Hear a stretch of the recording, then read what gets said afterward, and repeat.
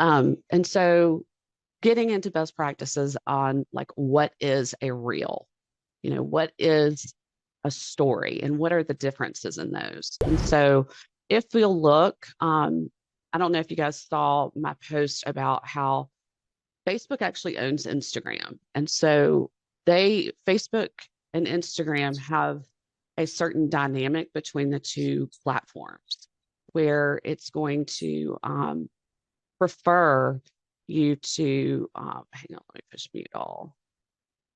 There we go. It's going to prefer you to build a story or a reel or a post in Instagram first and cross post that over to Facebook. You'll get a lot more visibility that way. Again, I apologize. I've got some kind of sinus thing. So if my voice goes in and out, bear with me. But you really want to be seen on social media. If you're going to go to the trouble to post, which you should be doing it every day, you really want to be seen. And so the best way to be seen is to go over to Instagram on your phone every day. And I'll give you an example of somebody I follow on Instagram, and I love watching his content. His name is Justin Anderson. And as you can see, he's the first one right here on my feed in Instagram. He does reels every day, and he does it right before he goes into yoga every morning. He spends about 5 minutes recording content, and it's always fun. It's always lighthearted. It's always, he picks different topics. He's like, "What do you want to talk about today?" And he, has those in his stories. And so what a story is in social media is it's basically something that's going to disappear. So stories allow you to share everyday moments and grow closer to the people and interests you care about through photos and videos that disappear after 24 hours. You can choose to share your stories with all your followers or your close friend list, which you can segment people if you wanted to. And then, the more people that watch your story every day, the more you'll bump up in their algorithm because they're looking at your content. So you'll be first, like he is on mine right here.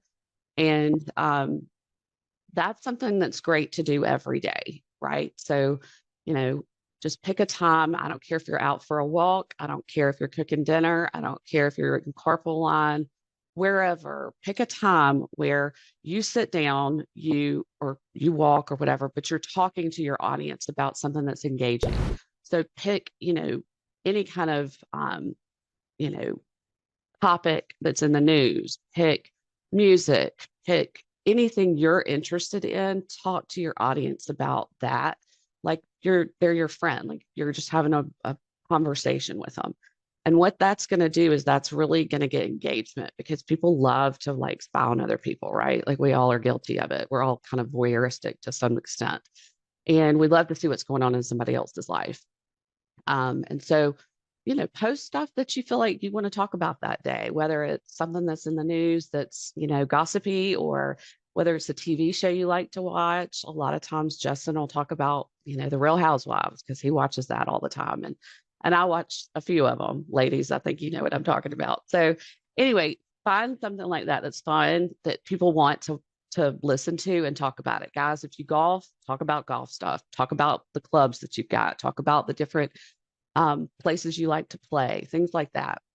And so that is really going to push you up in the algorithm of not only Instagram, but Facebook. And you can cross share all that information over to Facebook. And so you really want to keep your personal page personal, right? You want to put 90% personal information on there and only 10% about your business, because nobody is going to social media to look for insurance. I mean, that's just not what their purpose in going there is. The average consumer is not searching out insurance on Facebook. And so why give them all this content that they're not really interested in seeing? Give them content they want to see, and then sprinkle in that you sell insurance and talk about that, maybe the last 30 seconds of every story that you create. Stories can be up to 60 seconds. Now it used to be just 15 seconds and you have to start all over. So basically you can create a story in 60-second increments. So talk for a minute and then start it again. Talk for another minute and start it again. I think a 3 to 5 minute story every day is perfect because it gives people enough time to stay engaged with you, to bump your algorithm up. And it also keeps them engaged because you're talking about something that they're interested in. So, and they could depend on you. It's like, I feel like I know Justin Anderson, which we've met, but I feel like I really do know him as a friend. And that's what you really, really want. Um, he's not in insurance. He sells hair products, and his business has skyrocketed because he does this. And he's very mindful of not posting too much about his hair product because that is not something that people really care about. Now, if I'm watching a story and at the end of his story, he talks about the hair products and it's something I need, boom, there's a sale right there. So your goal is to keep people engaged. And then when they have the need, they think of you because you've mentioned enough times that you sell insurance. I hope that makes sense. So you guys put in the chat your questions. I'm going to get to them kind of after I go through the spiel, and we'll have an open forum so we can all talk. So the next thing is what is a reel, right? What's the difference in a story and a reel? A reel is an Instagram feature that allows users to create short form video content and share them on their reels, their stories, or their feed. So for a reel, you can add text. Like a lot of people, if you've ever seen realtors, if you follow any realtors on social media, a lot of times they'll show the house that they're about to show, and they'll have music behind it and in the background, and they'll have like text on top of the image. That's a reel. So if you wanted to maybe highlight some of your staff in one of your stories or a post, you can go and do a video of your staff, have some fun music playing, and go post it to your story that's going to be right up here in this banner, or you can post it to your post. So as you can see, this is a reel right here. So she's got a short video and her kids are talking or whatever, and she posted it.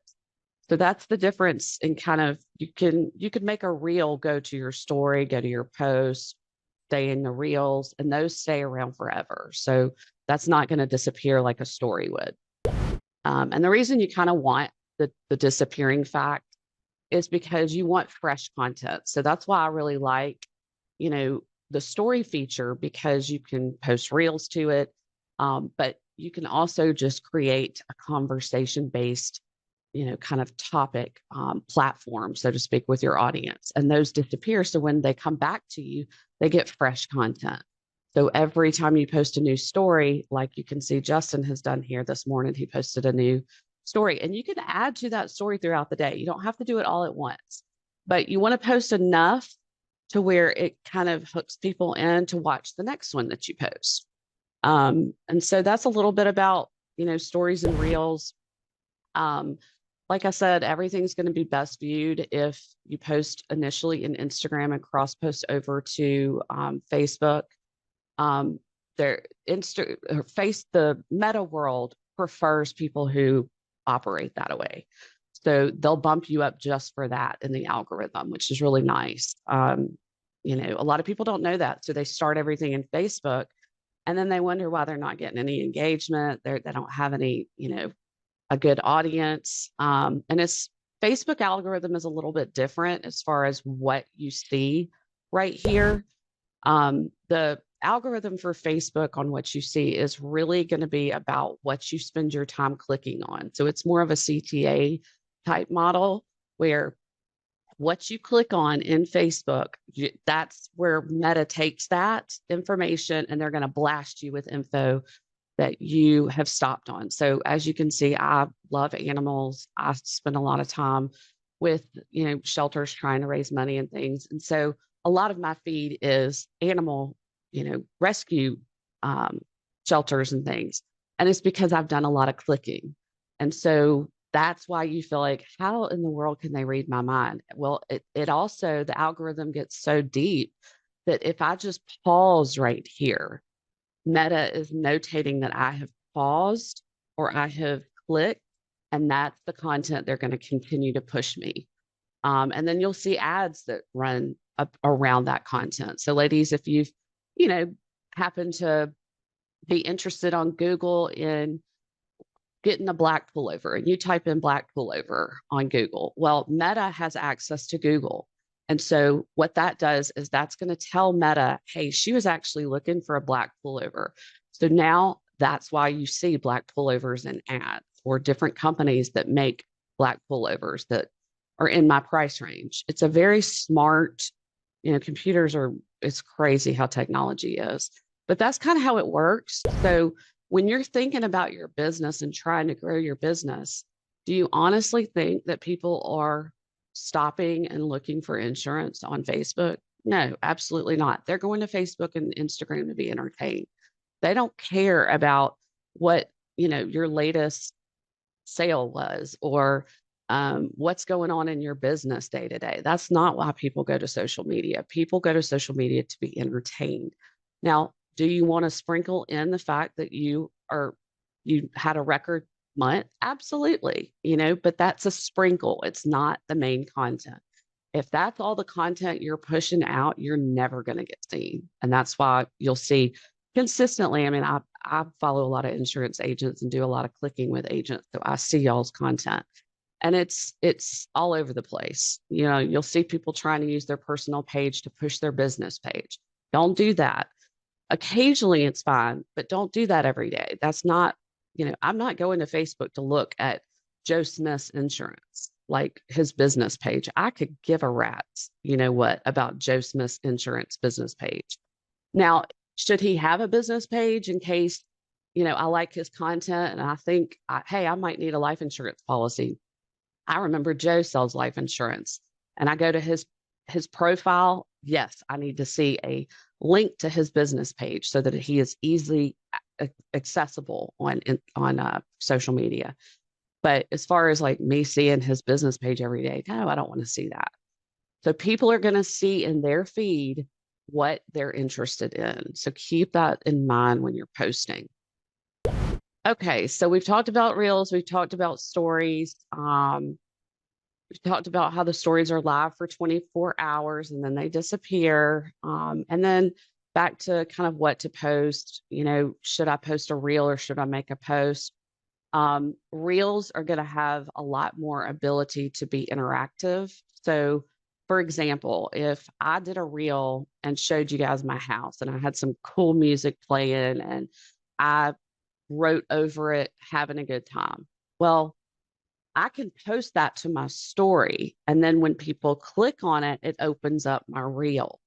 And so that's where that interaction can come.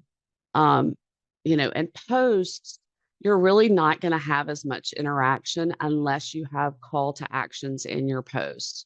So if you guys will notice in a lot of my posts that I do, let me pull up the insurance automation group. I will have the call to actions in here. So let's see, let me find one. A lot of them that I posted the other day. Oh, I know what I did. I posted it in the comment just because I like to test Facebook a lot. So I posted, if you like this, type, I had no idea. And so when people type 4 words or more under a post of yours, that pushes that algorithm up. So that's why I picked 4 words. I don't know where the number 4 came up with, but that's what they've chosen. So 4 words or more. If people comment 4 words or more, the algorithm goes up. So one idea that you could do is you could ask your audience, hey, I'm looking for a great place to go to the beach this summer. Who has stayed at a great place? And can you tell me where you stayed and why? The and why is going to get people commenting, and people love to help people on Facebook, right? They love to give info. So post stuff like that gets engagement, and that's going to shoot you up in the algorithm. So when you do go and make a reel or a story or a post, you're visible. And then you can throw in, hey, I happen to sell insurance if you happen to need car insurance or if your policy lapsed or whatever. But again, that's 1 out of every 10 posts that you want to make a post about insurance. So, and you can go back and watch again that ABCs of social media call that we've done in the past. If you have basic questions that you just need to hear this again and really are having a tough time understanding it. Another good thing to do is, pick a topic. Like, so a lot of people like to plan, right? As business owners, a lot of people are planners. Loomly is a good place that you can post to your business page. Once at the beginning of the year, you go in, they have a bunch of, templates, and you can actually post for your entire year. So that's taking care of your business page, because you do want to have consistent posts on there. Now, you could also go live in your business, live on your personal page. And if you're talking about insurance, post that into your business page. So you always want to make sure you're cross posting as much as possible, because that algorithm will really like it. Don't just go live in Facebook. You're probably not going to get a ton of views that way. And honestly, people don't have time nowadays to really listen to a 15-minute spiel about your business and what you're trying to sell. So I definitely recommend doing short stories every day, picking a fun topic. If you're into horses, talk about horses. If you're into golf, talk about golf, but change it up. Don't just talk about the same thing every day. One day talk about golf, and you could plan out, okay, on Mondays, I'm going to talk about golf. Tuesdays, I'm going to talk about music. Wednesdays, I'm going to talk about my kids. Thursdays, I'm going to talk about travel. And Fridays, I'm going to talk about what I'm doing on the weekend. And then just have that set every single day that you post. You don't have to do it every day. If you needed to take a break on the weekends or whatever, you can. But the more you post, the more people are going to see it, and the higher you go in the algorithm. So hopefully this has helped answer some questions. I'm going to open up the chat and answer some of y'all's questions that are in here. These are just AI assistants. So if you have a question, post it in the chat so that I can answer it, or you can just unmute yourself and ask away. Let me expand this so you guys can see this better. Okay, who's got questions? Kenzie, I got one for you. Go for it. When posting and you see people are engaging, does it help, or does it do anything that we re-engage back, like a thread almost? Yeah, so that's a great question. When you post, if you'll notice, and I try to be an example in our group just because, I try, but the groups are a little trickier. But anyway, when you post, if you comment back, the more comments you have under a post, the higher it goes in the algorithm. So a lot of times I'll do an open-ended question and say, have you found this content helpful? Let's just use that. Type XYZ. Well, the more of those comments that come in, the more engagement it's seeing, and the higher it goes in the algorithm. So I'll always try and reply. Now, the other day was a little different. I posted 8 out of, 8 tips. But typically when people comment, whether it's in the group or on social media, I try to comment back. You'll notice me kind of talking to myself a lot of times in comments. It's because I'm trying to boost up that algorithm so you guys see it. So yes, to answer your question, be as engaging as possible.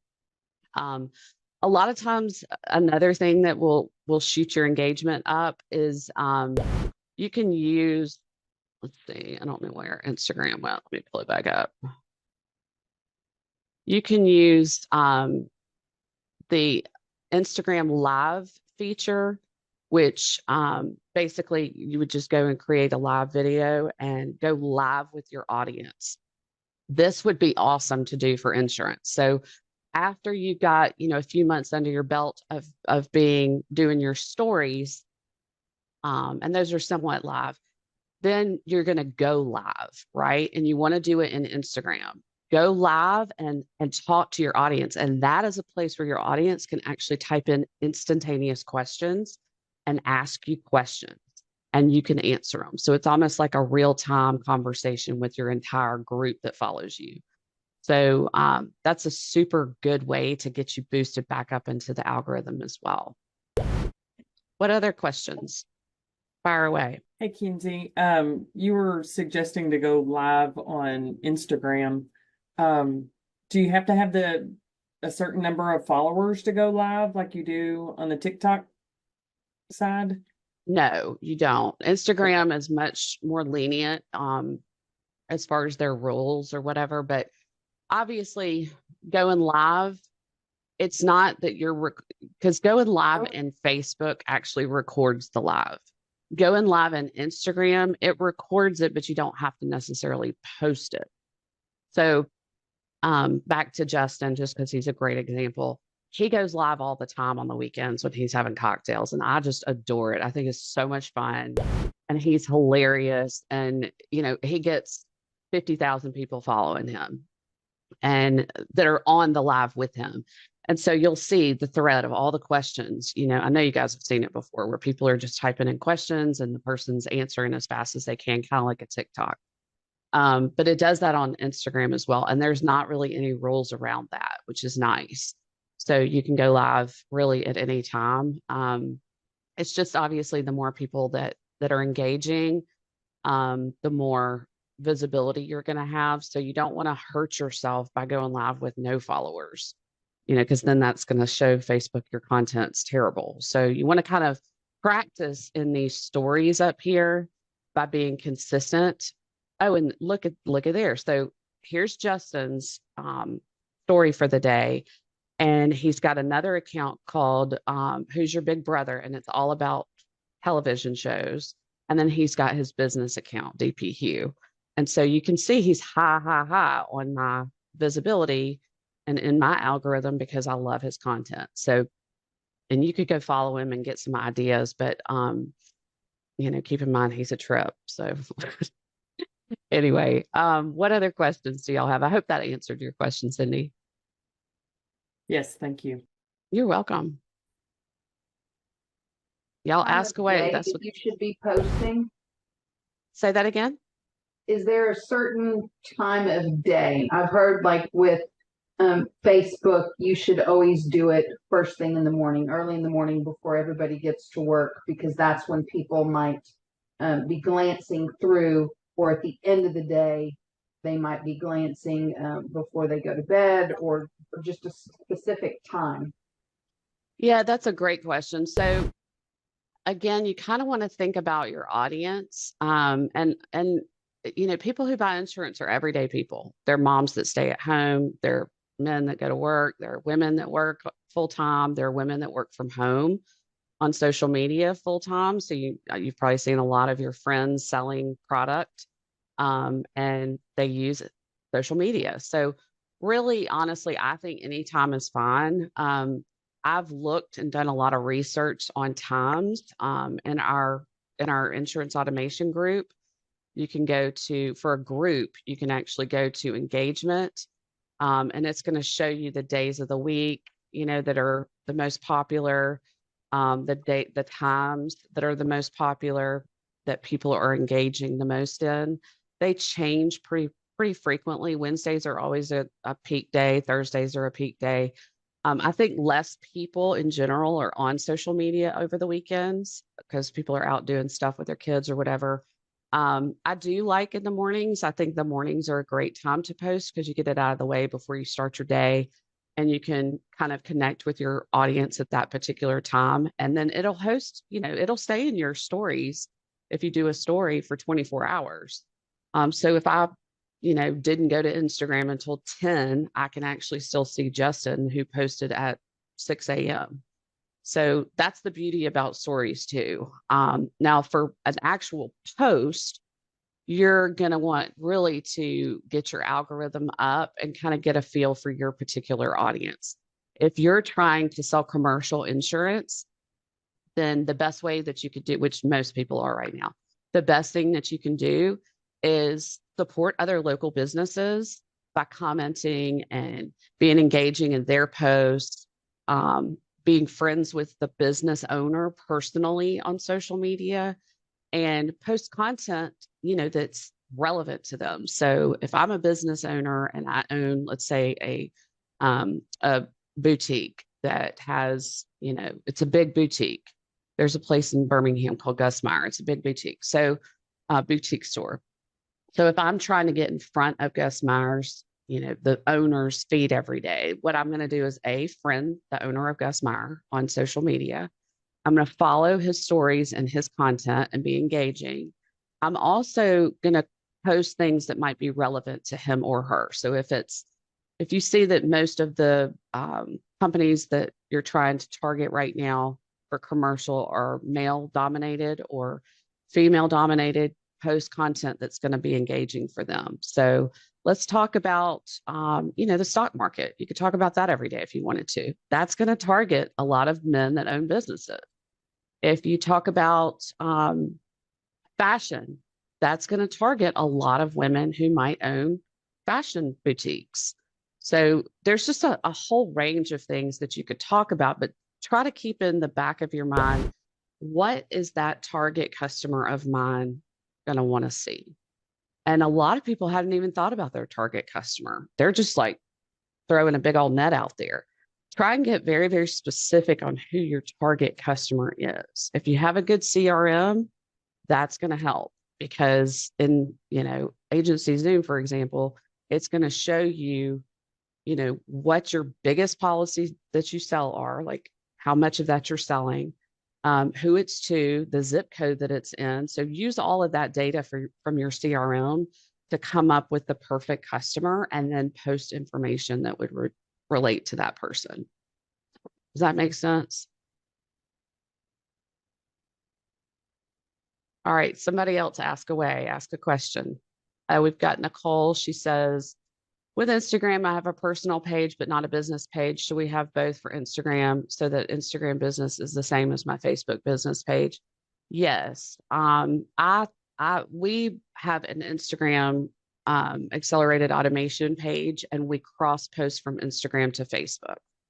So you have both, but you cross post. Again, Instagram or the meta world likes it when you post from Instagram to Facebook. So cross post from your Instagram to Facebook for your business page. Alyssa says, is your username a big factor on people clicking? It depends. It depends on, what you're trying to target. If you're wanting to push your business page, yes, your business page, needs to have your business name in it. For your personal, I think your first and last name is good. Mine is very different. So y'all don't look at my Facebook for ideas, because I have mine I focus mainly on the insurance automation group, but put your first and last name so that when they do have an insurance need, they don't wonder, okay, who is Kay Scott Birmingham? What is her name again? You want them to recognize your name almost like a brand. Let's see. To utilize the things that Instagram offers, if you use the interactive features, polls, questions box, interactive stickers, and things of that sort, your algorithm will boost. It increases engagement greatly. Yeah, you're right, Haley, it does. Especially if you are clicking, like we were talking about, if a business, like a boutique, we'll just use that as an example, if they're posting fashion every day, and I'm engaging in that, and I send them, I post comments, I send messages or whatever, that's going to boost my algorithm to see them more, and it vice versa. So when they go to Facebook, their business goes to Facebook, they see me as one of their top followers. So yeah, polls are really good too. Like, I like polls just because it's interactive and you can get feedback from your customers. So you could say, as one of your 1 out of 10 posts, again, don't post every day about insurance. But you could do a poll and say, how many of you have had, or how many of you understand why your insurance went up this year? I bet you'll get some feedback on that. And it's partially insurance agency owners' fault for not educating their customers properly. So that's a whole nother topic that I'm sure you guys have heard me beat that horse to death about making sure your customers know what is a rate, what affects rates, all that good stuff. Hannah says, what's the name of the website you mentioned to plan outposts for the year? It's called Loomly. And you can use Canva, you can use all sorts of stuff, but Loomly is going to manage the platform for you for your business page.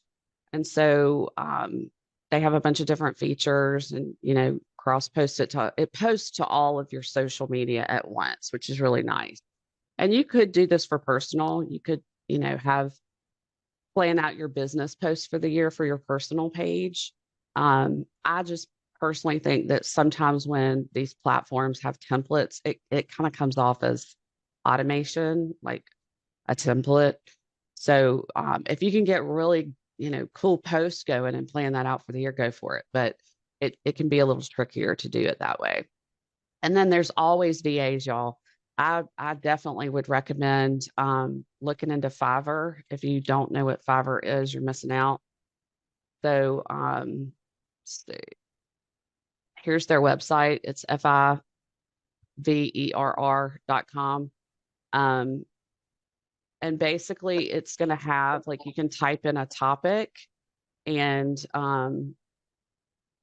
you can search by that topic. So if you wanted somebody that's an Instagram wizard, you can type in Instagram and it'll pull up a list of like VA type people that do that type of work.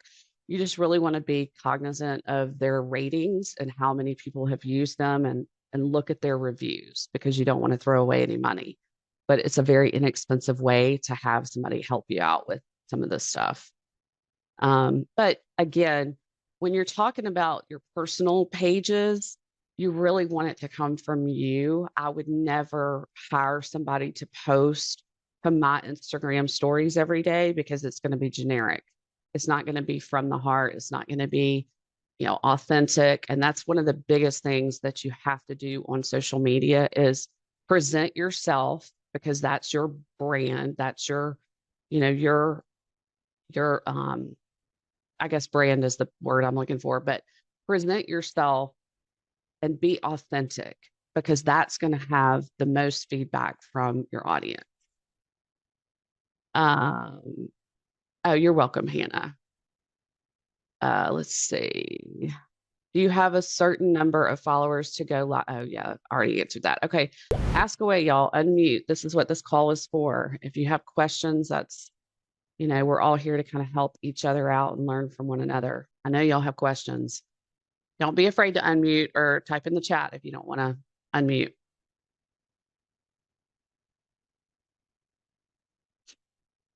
Let's see. Chris says, is it best to focus on posting from your personal page more or business page? 100% hands down personal. Do not focus on your business page that much, because it's not going to have that much engagement. What suggestions do you have to drive more people to your business page? So you really don't want to drive people to your business page. You guys, I swear, I can't tell you how many invites I get to like a business page on social media. I don't accept those. Many people don't, because who wants to follow a business page on social media? Do you? If I sent you our business page and said, please follow it, unless you're looking for that information, who wants to follow just random business pages? Not me. I go to social media for fun. So post to your personal constantly. You need content on your business page, and that's where Loomly can come in. Make the post for the year, make it post to your Google business page. That's huge, because Google operates the same way. When people are doing review shopping, you're going to pop up over everybody else if you're consistently posting to your business page and you have a lot of good reviews. So don't really focus so much on driving people to your business page. Nobody really cares until they have that need. You really want to drive people to your personal page and have it be fun and interactive and lighthearted, and then mention that you sell insurance and go live about insurance. Say, hey guys, I love all the engagement I've been getting talking about fishing, and I would love to talk to you a little bit about insurance and answer any questions you guys have. So I'm going to go live and answer questions. Something like that. That's going to get you a lot more traction than trying to get people to follow your business page. You have to have it there, but don't try and push people to follow it. Hashtags can be good. Yeah, hashtags are really good for posting. You're not really going to use those when you're doing like a story. But reels, you can use hashtags.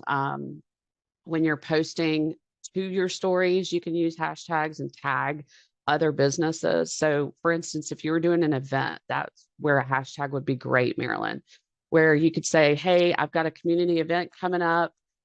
It's going to be in the town square, and these 5 businesses are also going to be involved. And, you know, hashtag insurance, local businesses, community event, and then, you know, tag the businesses themselves with the @ sign and get them to cross post as well. And that's how you reach a very, very large organic audience, by using each other to cross post. So if you have any businesses that you partner up with, or any nonprofits that you do events with, or, you know, anything like that, definitely take advantage of their followers on social media by cross posting.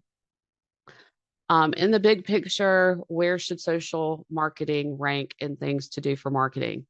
I mean, Terry, that's kind of a loaded question, because right now everything is done on social media. I mean, most people put very few dollars in actual hard copy ads anymore. If you're doing direct mail, you're wasting your money. I mean, a lot of people like it, but it's a very expensive way to try and get in somebody's mailbox. And 9 times out of 10, I think the percentage is like less than 1% of people actually respond to direct mail. And it's so expensive. Billboards are obviously outrageously expensive. Social media is free. Why not take advantage of it? So I wouldn't really focus so much on the dollar amount, but I would definitely focus on time, because you want to invest time in social media because it is free and you can reach a large organic audience at your fingertips and create some warm leads. You know, do some giveaways like we've talked about in the past to reach your audience. That's an awesome way to get some organic leads. Do a giveaway for AirPods or Xbox or whatever. Valentine's Day, do a giveaway for a spa package. What man is not going to register to win a spa package for his wife? You know, or a dozen roses, whatever you can afford, do a giveaway for it. Then when you announce it, go live and announce it. That will increase your engagement. Haley says you grab your audience's attention in reels and then sell in your stories. Sprinkle and mention you offer in stories. Yes, but you don't want to make reels about, you don't want to make reels about what you're selling. And you really don't want to make your stories about that either. But like you said, you can sprinkle it in for sure. You want to be more lighthearted in content. I don't know how accurate this is, but it seems true for most successful. Yes. All successful content creators are not trying to push product. They're not trying to push services. They are fun. They're interactive. You know, that's why the Get Ready With Me's are so huge on TikTok right now. If you guys don't know who Alex Earl is, she has reinvented the marketplace by sitting down in front of a mirror and talking to her phone while she puts on her makeup. She's got like, I don't know, 16 million followers now or some crazy number. Every time she goes live, she gets over 2 million people on the live. That's insane. So companies are just bulldozing her down, trying to get her to just use the product in the live. So yeah, it's huge right now. And I don't think it's going anywhere either. If you guys didn't see the story on the Today Show, go watch that. I posted it in the group. It was so weird. It was this morning. I was like, yeah, the algorithm can definitely read my mind, because there's a whole story on algorithms on the Today Show. So watch that clip. Business page posts should be mostly business stuff, right? Yeah. I mean, post stuff about events that you're going to do with the business, your staff, all that. Yes, do that on your business page. But don't spend too much time, Terry, on your business page, because again, people are not going to your business page. They don't care. Never direct mail. Yeah, no, I'm not a fan of direct mail. And I've been in advertising. I worked in advertising for a long time. And, you know, it's just very expensive, and social media is very free. When you use hashtags, use the city you're in. Yes, that's a great point, Lily. I've searched events in my area based on Instagram tags. Absolutely. And if you guys aren't doing events, you're missing a huge local market. You know, that's your audience is, you know, create a golf tournament if you're trying to get commercial business owners to be engaged. Make a golf tournament and bring in a nonprofit for the children's hospital in your area, and you talk about some hot leads that you're going to get some incredible business from. You just got to get creative, and it's really not that hard. You just got to think outside the box. So hopefully this has been somewhat helpful. Same with tagging locations. Your post will show when people search that location. Absolutely. What other questions do we have? Make sure I answered everybody's. If you're not on social media for the purpose of being entertained, please do that. Go and be a consumer. Don't be a business owner. Think like a consumer on social media. Go find stuff that you like to see. Go find people, you can even search. You can search Instagram for, if you want to learn from the best financial planner out there, type in financial planner, Google it, and then go search them out on social media. If you want to learn about the stock market, Google who is the best stock market person, who's the best on Wall Street. If you want to learn about small businesses, Google what are the most profitable small businesses in this zip code, and it's going to pull them up. Go follow those people, be engaged with those people, and then when you do go try and solicit them, however you do that, they're going to kind of know who you are, and they're going to see you're a follower and see that you've been engaged, and you'll have more of a chance of getting their business. And then ask them to do an event. That's a great way to get relationships built with your community. A problem, David says, a problem I have, or maybe not a problem, is when I post, I'm real, post fact, and don't sugarcoat anything. Most people say they respect this. A couple ask if I'm not afraid to upset anyone. No, I'm not. No, that's awesome, David. Carson Porter is a great example of that. I don't know if you guys know who Carson is. He's a life and annuities coach, and he also is a broker, and he is very, very real and very, very blunt and authentic and to the point, and no sugarcoating, and cusses like a sailor, and he's himself. And I respect that. I used to work with him, and I tried to get him to pull back a little bit. And he was like, no, I have to be authentic. And it taught me a lot, because he has the people that are engaged in his community, and the people that have bought into his program are buying Carson, and that's what they're going to get. So you want to be yourself, and you want to have those kind of customers as your customers that appreciate who you are. So there's so much truth to that. Authenticity to me is the number one thing I look for whenever I'm following somebody or watching their stories or their reels or whatever. The thing I hate is when somebody pushes product constantly and is trying to sell a service, like join Plexus, and constant products in their reels. I cannot stand that. But if you have great stories about your family all the time and what hilarious things your kids are doing, and your dog is a maniac, and you post about that, Lily, which I love, then, it gets people happy. When they think about you, they think happy.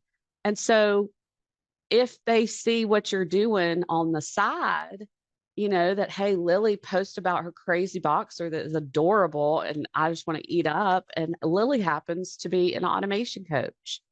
She's a trainer. So if I have an automation need, I'm going to go to Lily. It's that kind of thought process that you really need to get your brain around when you're posting social media. But David, yes, to your point, I appreciate that. I think that's a great point that you made. Be as authentic as possible, and you won't go wrong with that. What other last minute questions do we have? We've got about 7 more minutes that will be on the call. So y'all ask away. That's what we're here for. So another few tips. Oh, thank you, Travis. That was really nice. That must have been your AI doing that. Was that your AI? I can't tell. Yeah, that was AI. I was like, gosh, that's really nice. Thanks for the recap. But some other tips is, when you're doing like reels and whatnot, reels are really good when you're moving. So make sure you're moving around, showing people something in a reel.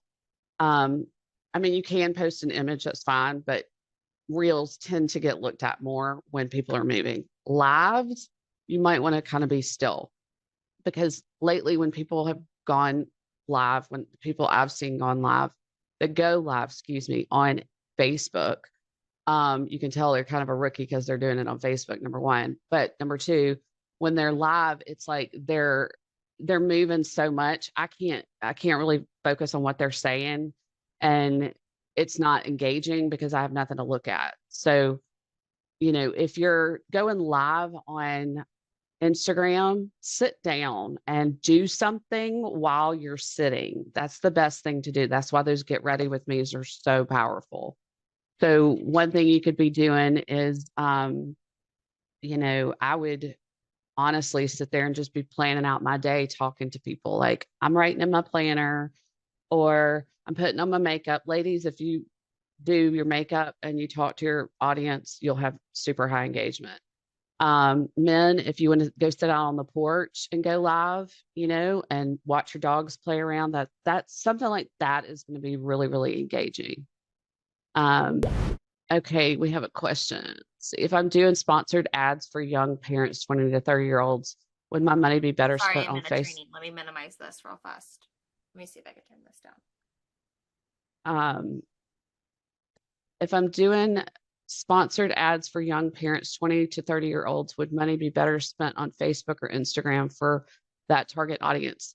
First off, make sure you have, before you go buy any ads, make sure you have perfected your personal pages.